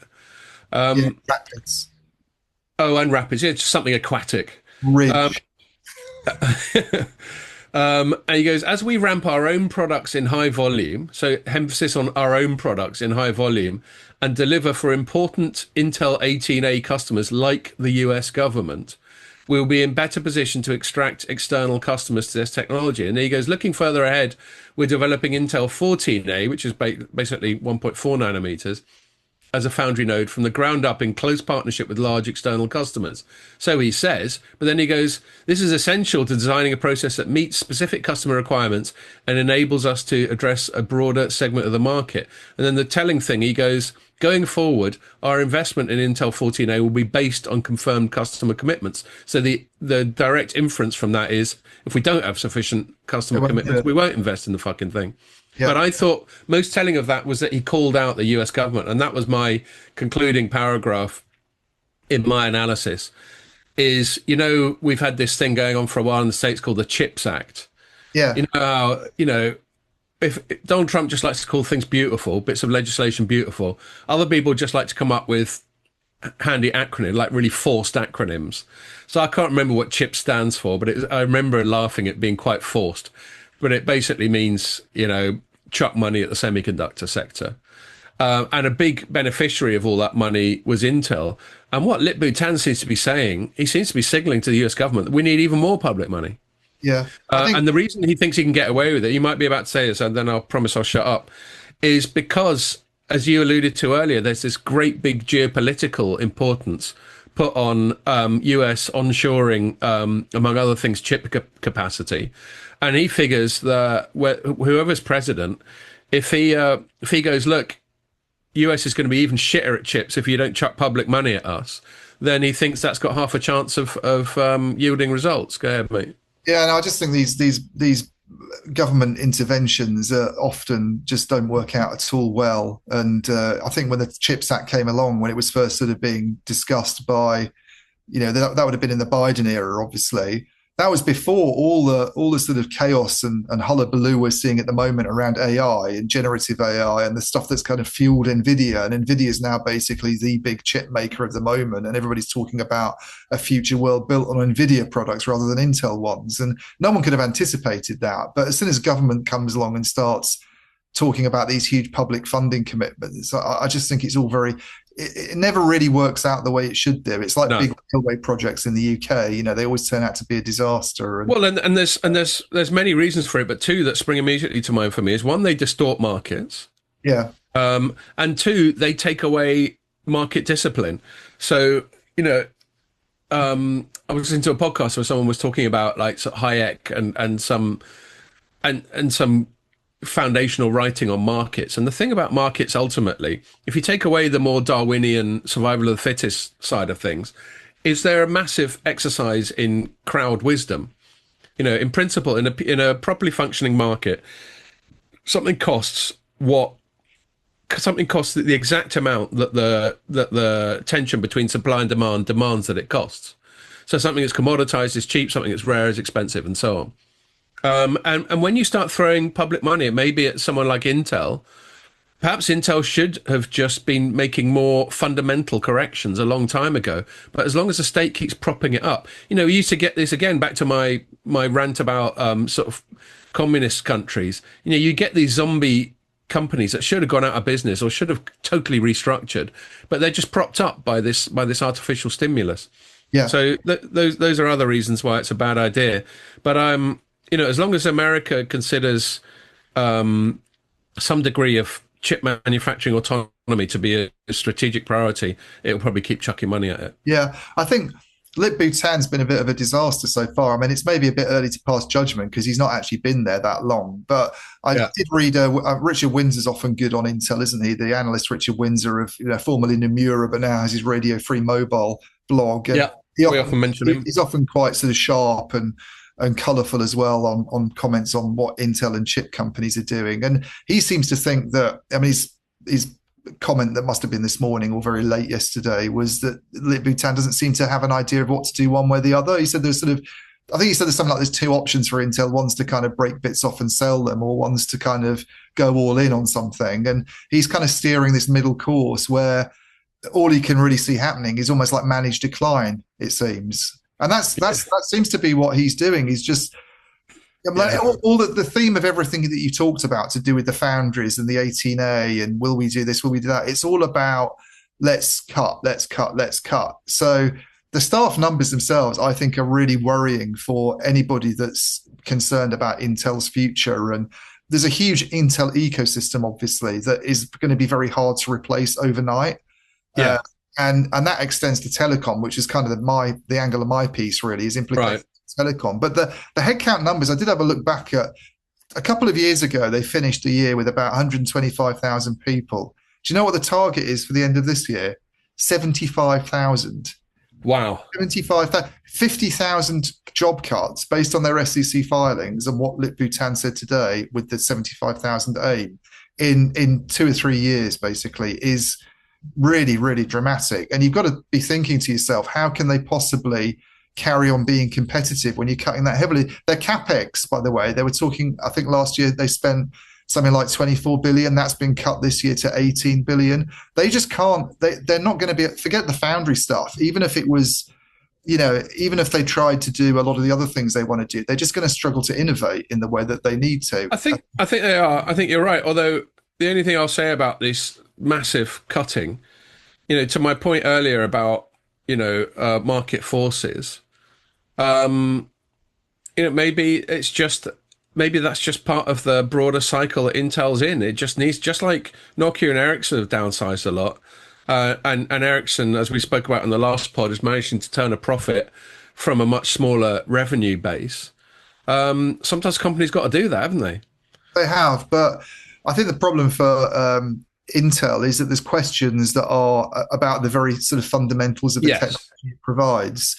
There's the NVIDIA issue is, are we seeing a world, and this is very relevant to the RAN, because we have this phenomenon at the moment called AI RAN, which has almost come along and shifted the focus from interest in virtual RAN, was effectively its predecessor. This idea that you find a compute platform that's being used more widely and outside the RAN, and you can sort of piggyback on that and realize economies of scale because you're kind of tapping into a much bigger industry. And virtual RAN was all about, it was really about using Intel CPUs, the same kind of fundamental technology that, as you say, will be going into PCs and data centers with some tweaks to do RAN processing. And then maybe you could, in a kind of ideal cloud RAN world, you could, use that common off-the-shelf equipment to do other things as well. You've now got talk about using NVIDIA's GPUs as the basis of this kind of new world, where you're using those for RAN compute, but you're also using them for AI applications and other stuff as well.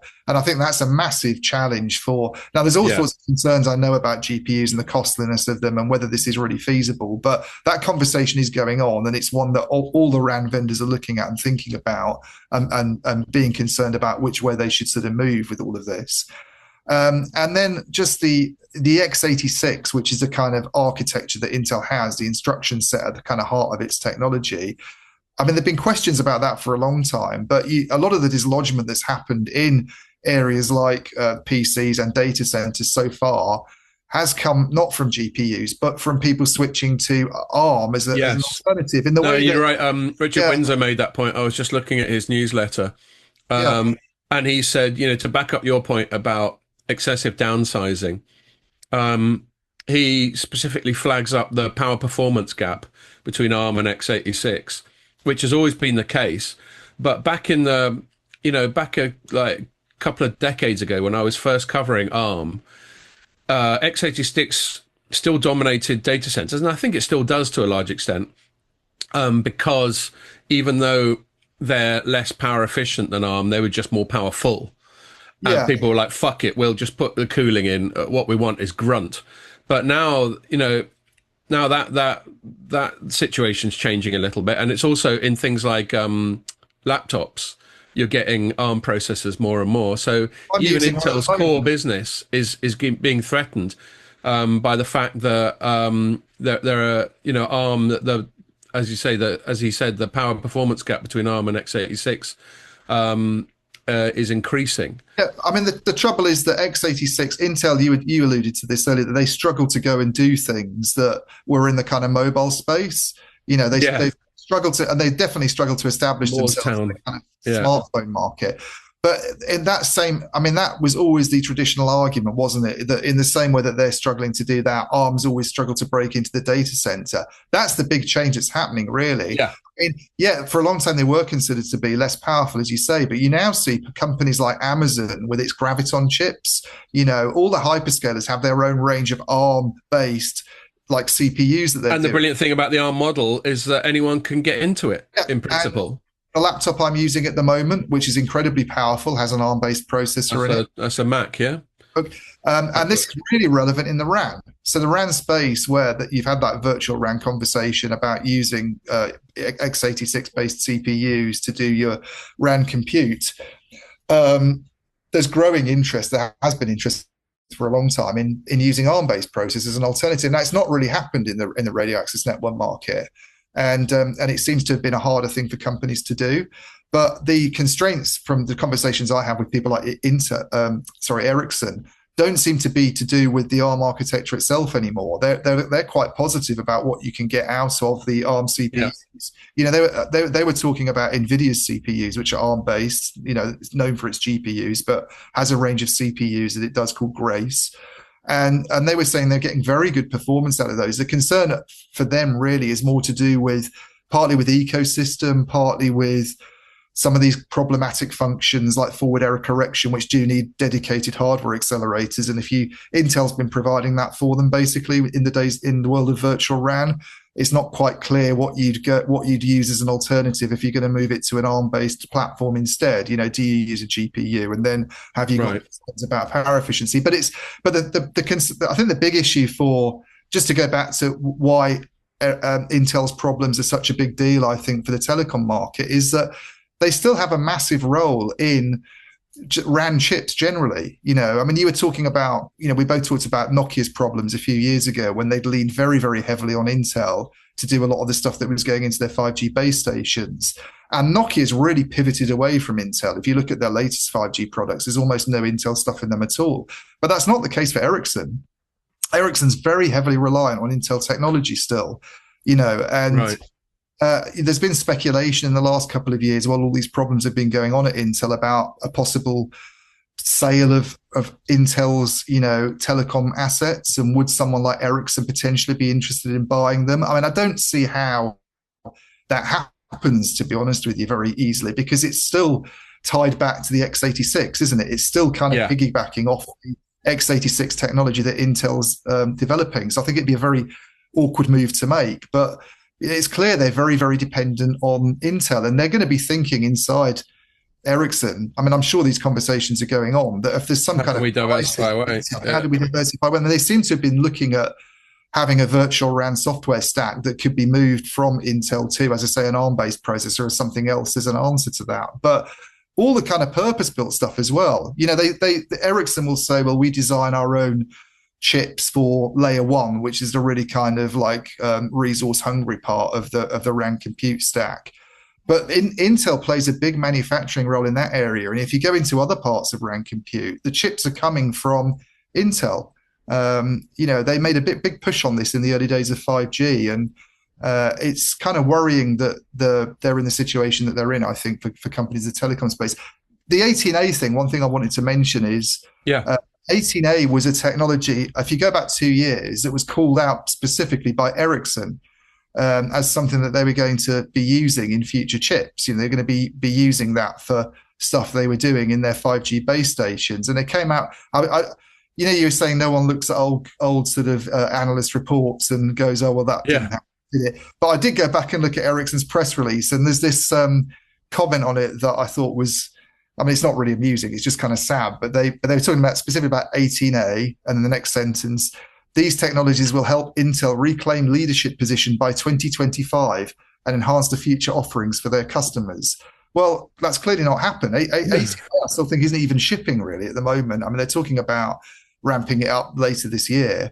But David Zinsner, as I said, the CFO, is saying it's not really going to be in high volumes until the early 2030s. And it's for a company that's using them, and as I say, Ericsson identified itself as a customer of this. They were one of the ones that outed themselves.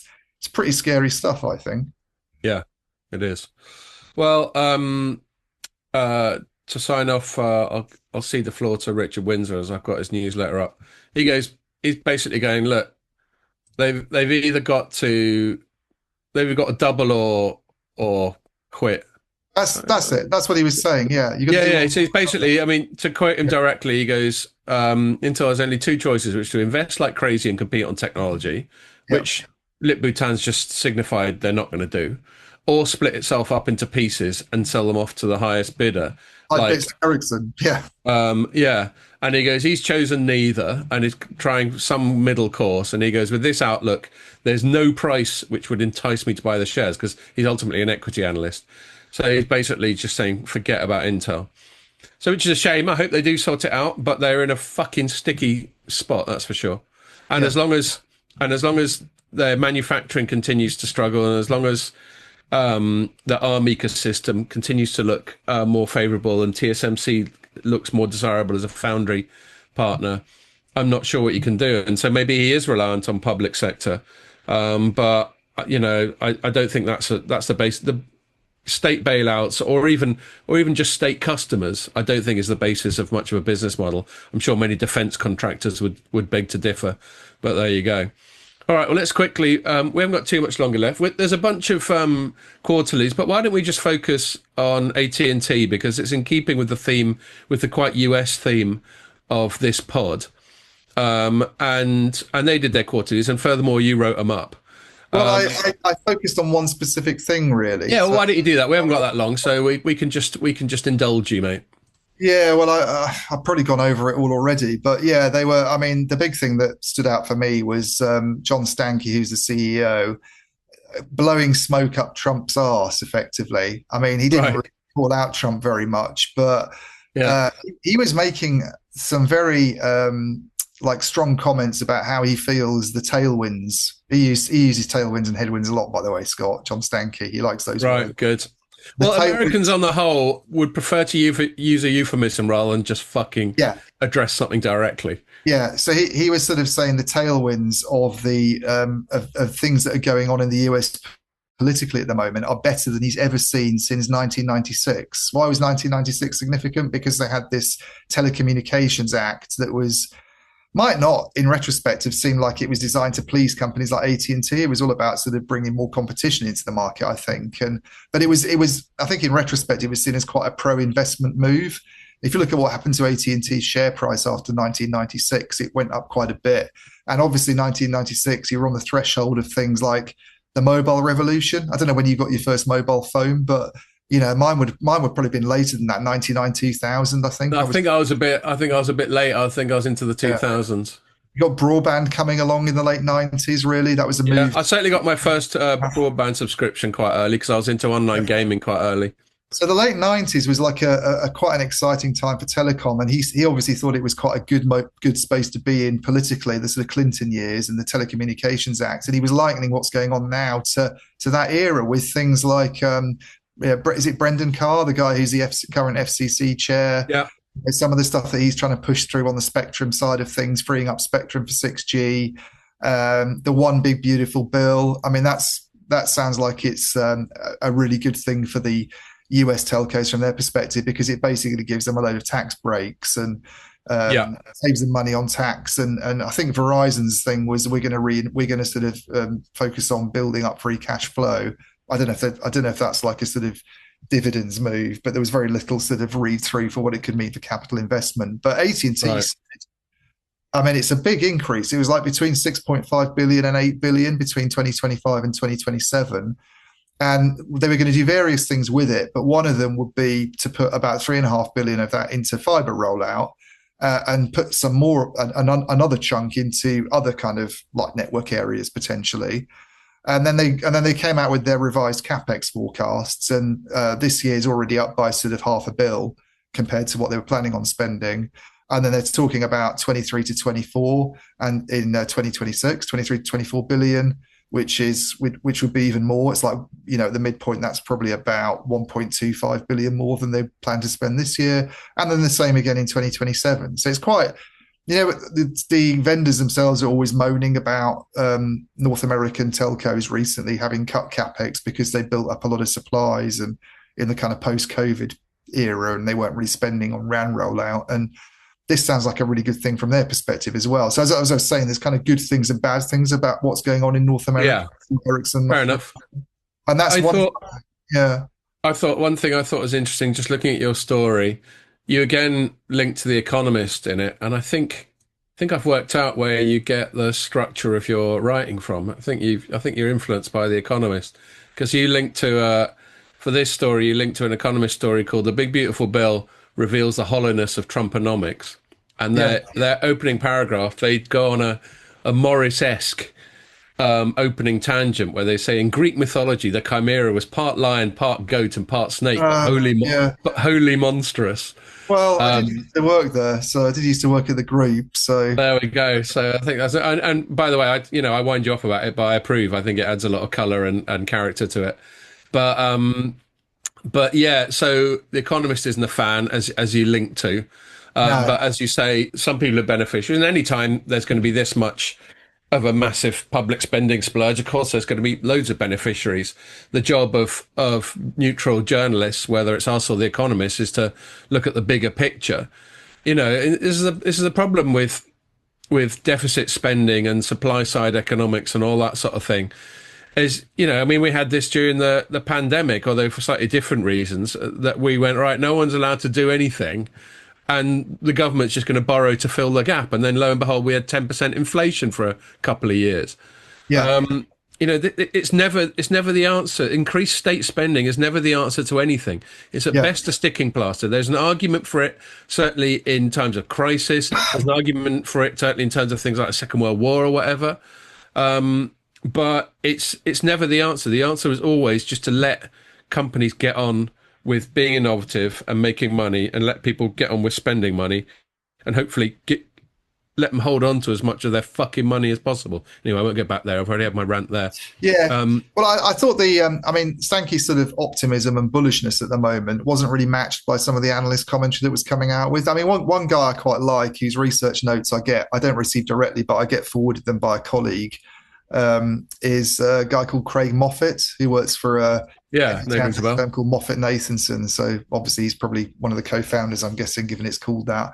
But he's quite Either that's a hell of a coincidence. in his research notes. He's quite caustic, I think, and not afraid to sort of be critical. And he's really sort of down on. I mean, his notes about both Verizon and AT&T this week were really kind of downbeat about where the US telco industry is. It's funny, isn't it? Because over in Europe, there's this perception that, oh, they're much more ahead of us and it's much more innovative there, and they've done well because there's three big networks in a market of 350 million people or whatever.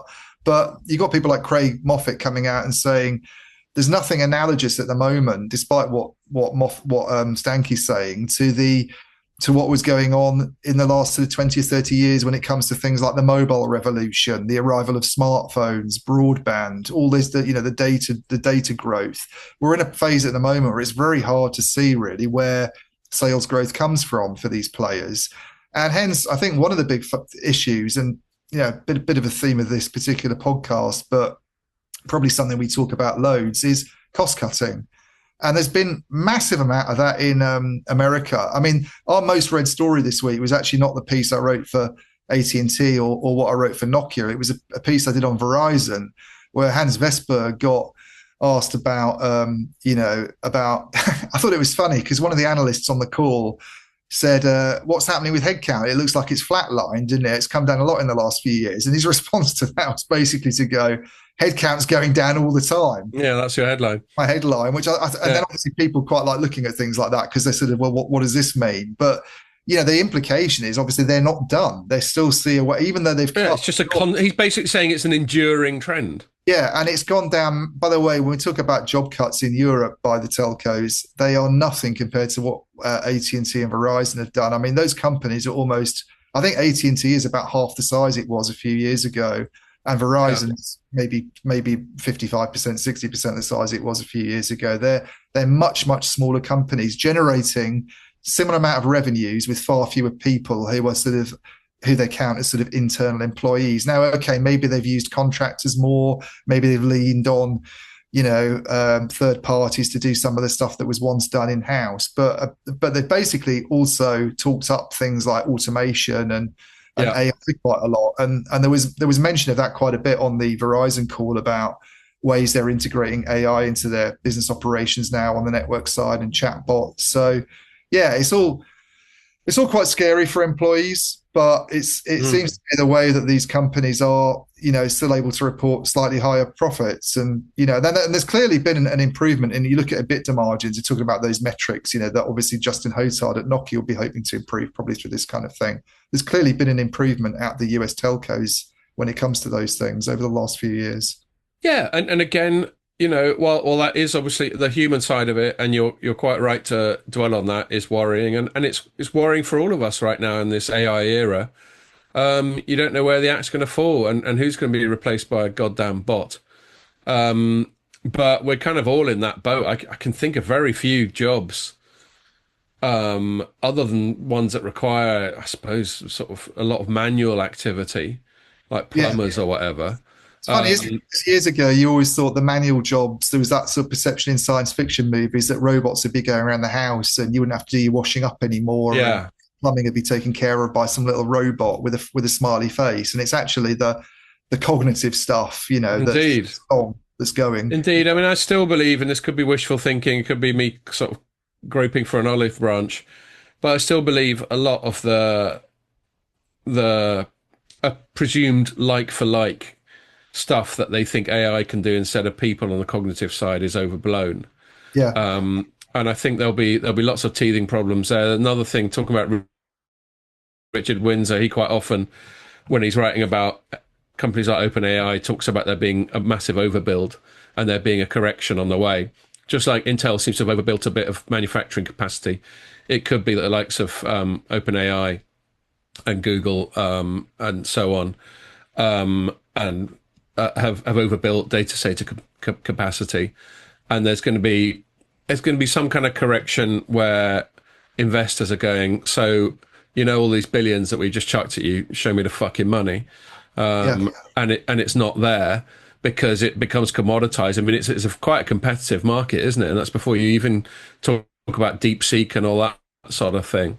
And it's quite hard for any single AI player to maintain any kind of competitive advantage because new features just get copied and commoditized so quickly.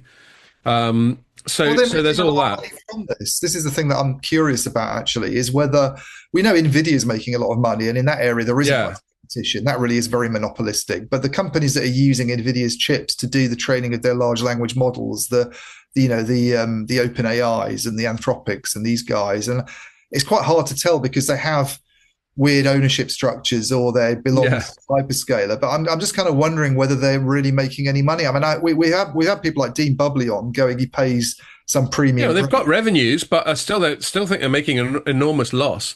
They're still at the heavy capex phase of their development. And the question is, when is that expected to flip?